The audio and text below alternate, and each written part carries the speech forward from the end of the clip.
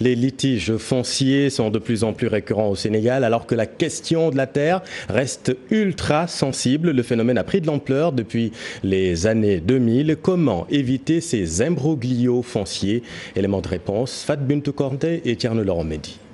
Le phénomène de l'accaparement des terres, bien que mondial, a connu son apogée au Sénégal vers les années 2000 avec l'avènement de l'alternance. Puis l'alternance de 2000, on a connu beaucoup de nouveaux riches.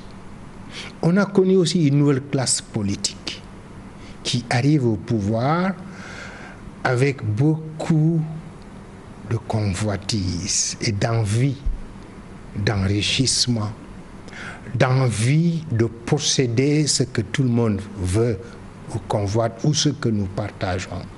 C'est la terre, c'est le littoral, la mer et les eaux. Cet égoïsme politique ou cet égoïsme entrepreneurial d'hommes d'affaires, c'est ça qui constitue le virus beaucoup plus dangereux aujourd'hui que le virus de la pandémie à la Covid-19. Durant cette période, en moins de 10 ans, 650 000 hectares de terre ont été spoliés au détriment des populations locales. Que 650 000 hectares de terre avaient été octroyés en l'espace de 10 ans, de 2000 à 2010, avaient été octroyés à 17 entreprises publiques, étrangères ou nationales. 650 000 hectares en 10 ans, ça représente presque 16,45% des terres arables de ce pays.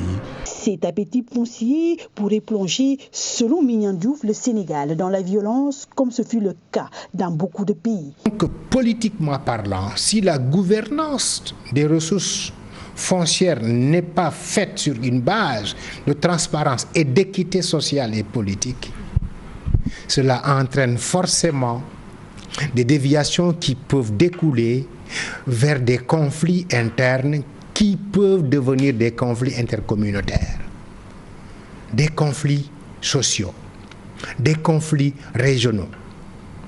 Et ces conflits régionaux ou intercommunautaires peuvent embraser un pays pendant très longtemps.